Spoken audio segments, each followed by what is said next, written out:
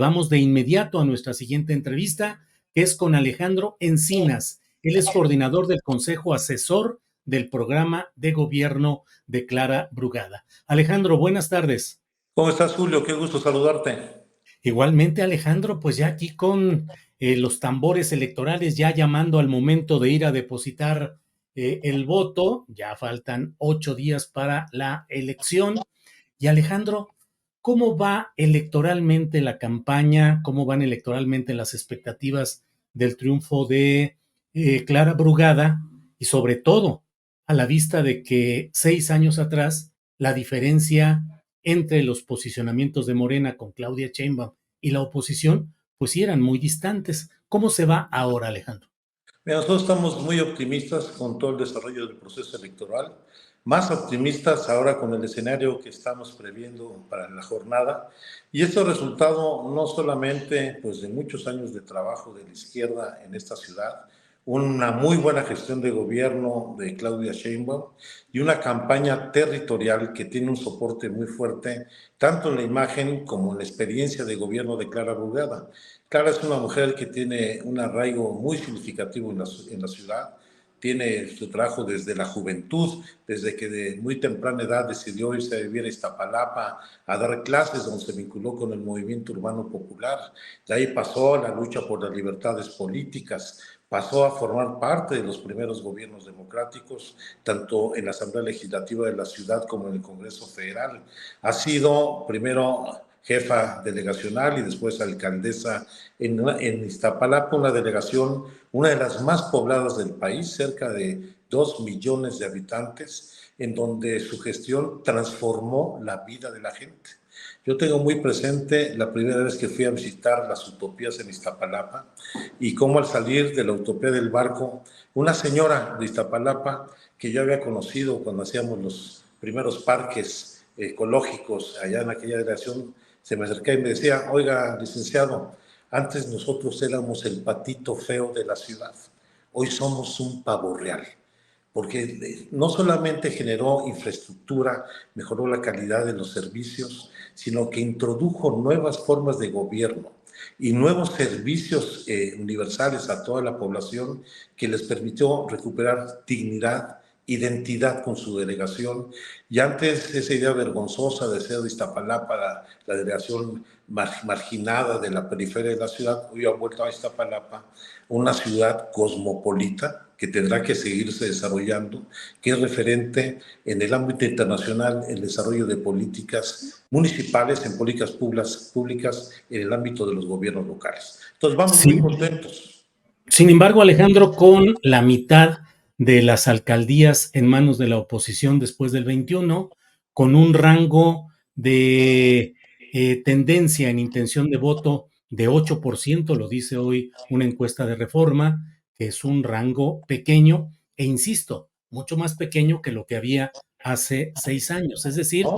las condiciones son distintas. Ahí lo coincido contigo, Julio. Este Ujú. rango de 8% es mucho más amplio que el de hace 6 años. Porque hace 6 años no iban los tres partidos opositores unidos.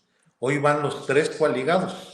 Y este rango habla de un mayor nivel de posicionamiento y de competencia de Morena y de nuestra candidata. Es un asunto simple, sencillamente hacer las cuentas respecto a la elección de hace 6 años. Y sí, en estos momentos la mitad de las alcaldías están en manos de la oposición, pero estoy convencido de que al menos recuperaremos 4 de esas 8 alcaldías y en otras estamos en un posicionamiento muy importante, no solamente de crecimiento de la votación, sino niveles de competitividad donde tenemos empates técnicos que se resolverán el día de la elección. Creo que Sí, es un escenario muy distinto. sí, Alejandro, también con los datos de lo que es este tema, te digo, tenía el 31%, terminaron con 31% a favor de Alejandra Barrales, que era el partido que estaba en el poder, es decir, era quien tenía el gobierno de la Ciudad de México, y Claudia Sheinbaum quedó con el 47%, el PRI 12%, es decir, eh, me parece que son perspectivas distintas. Sí, coincido, ahí es donde tenemos la coincidencia. Yo por eso te digo, estamos muy optimistas. Se ha venido desarrollando campañas de desinformación en el sentido, por ejemplo, de que hay una desaveniencia entre Clara y nuestra próxima presidenta de la República, Claudia Sheinbaum, lo cual es absolutamente falso. No solo porque hay una relación y una amistad personal de muchos años, de trabajo y colaboración conjunta, sino que a diferencia de la coalición opositora, aquí hay identidad, identidad con un proyecto, identidad con una causa, identidad con un programa. Eso está muy por encima de cualquier desavenencia que pueda existir, que no le existe. Y la otra campaña es esta de que se va acercando y que al cierre de la elección pueden cruzarse las encuestas y darle una mayoría a la coalición conservadora. Esto en la lógica de generar un ambiente, como lo veremos seguramente después del 2 de junio, para ir al litigio en algunas alcaldías o en un litigio postelectoral. Lo cierto es que la absoluta mayoría de las encuestas, de las encuestadoras serias, la absoluta mayoría, dan un rango entre 8 y 12 puntos de diferencia, así como aparece hoy la encuesta del periódico Reforma que tú te refieres, hay otra que aparece en el periódico El País con 11 puntos de diferencia, y esto también se empieza, más bien se expresa ya en lo que son las tendencias de la votación en las alcaldías y en los distritos locales y federales.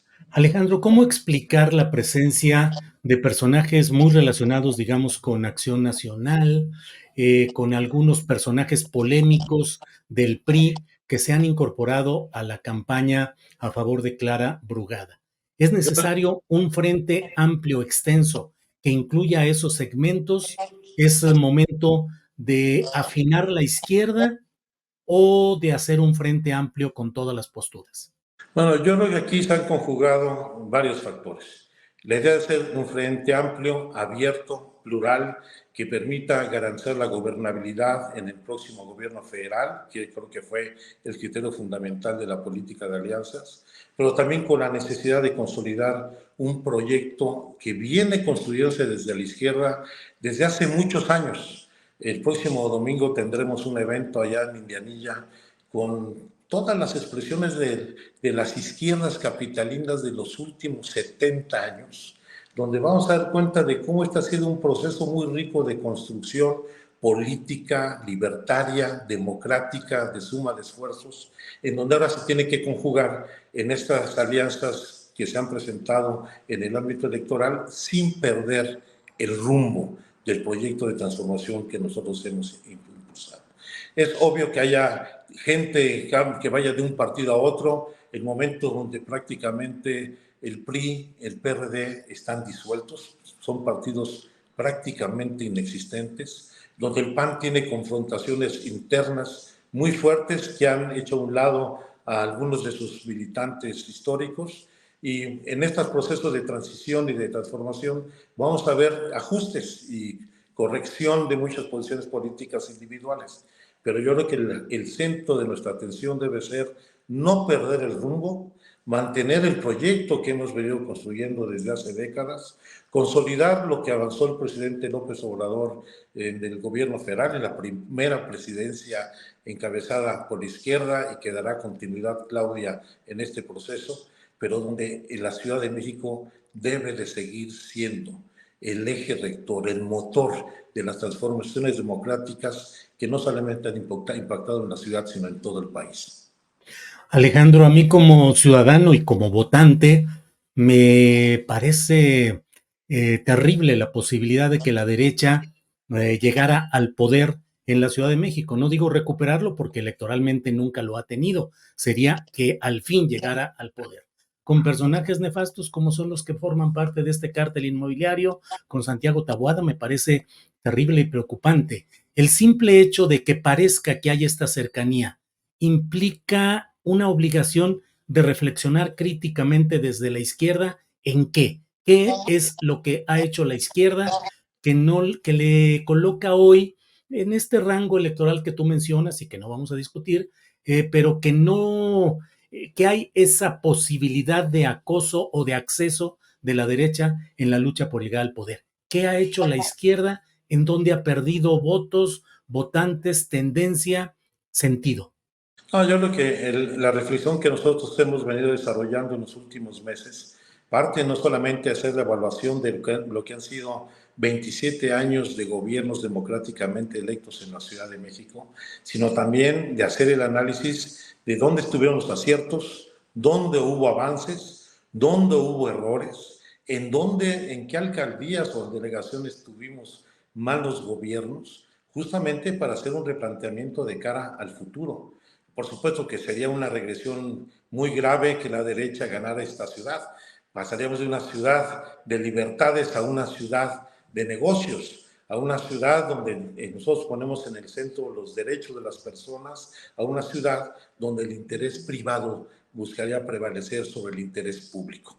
Yo creo que, por supuesto, no podemos dar marcha atrás en las libertades, los derechos conquistados, incluso en una constitución consensada con todas las fuerzas políticas, porque lo que estamos viendo del otro lado de la banqueta, ahí con la coalición opositora, es la conformación de un bloque profundamente conservador, que ya no solamente está buscando sus alianzas con la derecha o la ultraderecha mexicana, sino que está tendiendo lazos hacia la ultraderecha internacional y, por supuesto, vamos a tener que enfrentar un nuevo tema en la agenda política del país y de la ciudad, la lucha antifascista, la lucha por la paz, que lamentablemente pues está germinando en todo el mundo. Alejandro, en este andar electoral de esta etapa en la Ciudad de México, tú como coordinador de una parte de la campaña de Clara Brugada, ¿cómo has encontrado a la izquierda social en la Ciudad de México? A la izquierda histórica, la que tiene décadas de lucha. ¿La sientes decepcionada de algunas cosas? ¿La sientes contraria a ciertas posturas, fuertes críticas o la sientes acomodada a la necesidad de seguir luchando en este tramo electoral, Alejandro? Bueno, la izquierda social de la Ciudad de México, al igual que toda la ciudadanía de la capital, pues es una población muy crítica, exigente, demandante, no se conforma, y creo que ese es un rasgo positivo que nosotros tenemos que reivindicar. Pero también tengo que reconocer que veo a la izquierda social muy cerca, muy entusiasmada con la candidatura de Clara. Clara viene de esos movimientos sociales, el movimiento urbano popular, el problema de la regularización de las viviendas, la defensa del patrimonio familiar, el derecho al acceso a la vivienda, y por supuesto que ahí hay una identidad de muchos años que se fortalece en este proceso electoral. Y por supuesto, nosotros tenemos que estar atentos a esta visión crítica, a la parte demandante de toda la sociedad capitalina, porque tampoco podemos incurrir en la autocomplacencia. Yo creo que hay cosas que deben cambiarse y no debemos de ninguna manera evitar acallar cualquier visión crítica que se tenga sobre el gobierno. Bien, Alejandro, pues yo te agradezco esta oportunidad de platicar a reserva de lo que desees agregar. Cierro solo preguntándote, en tu carrera política, ¿te sientes a gusto hoy en este posicionamiento a diferencia del que tuviste recientemente como subsecretario de Gobernación? Son responsabilidades profundamente distintas. Ambas responsabilidades las estoy enfrentando con mucho entusiasmo. Claro que son niveles de dificultad muy disímiles. Estoy muy contento. Tú sabes que el tema de la ciudad siempre me ha apasionado, como me apasiona la defensa de los derechos humanos, y no aflojaré en los temas que estuve atendiendo desde la Subsecretaría de Derechos Humanos. Por el contrario, ahí tengo mi agenda pendiente que sigo atendiendo y que seguiré defendiendo en el futuro. Y por eso, y ya finalmente, hago el llamado a todas las compañeras y compañeros, a todos los habitantes de la ciudad, a salir a votar. Hay que ir a hacer de esta jornada cívica una fiesta ciudadana, que vaya mucha gente a votar, que no se quede en su casa y que vote con libertad. Que nadie le quiera comprar el voto, que nadie lo quiera coaccionar, que voten en libertad. Yo, al igual que muchos otros compañeros y compañeras, lo haré por Morena, por todas sus candidatas y candidatos, por Claudio Sheinbaum, por Clara Brugada, por nuestros candidatos a las alcaldías, diputaciones locales, federales y senadurías, convencido de lo que está en juego hoy es evitar regresar al pasado tan doloroso y traumático que vivió el país, y para seguir construyendo esperanza en una visión de futuro sin nostalgia con el pasado, para crear la ciudad que se merecen todos los capitalinos. Alejandro, discúlpame, pero como periodista no puedo dejar de preguntarte qué quisiste decir con eso de que no vas a aflojar en los terrenos que tuviste en los asuntos como subsecretario. Pues ¿Quieres te decir cuento, indagación a los militares y esclarecimiento real al caso Ayotzinapa? voy a seguir trabajando por el derecho a la verdad en este país, sin lugar a dudas.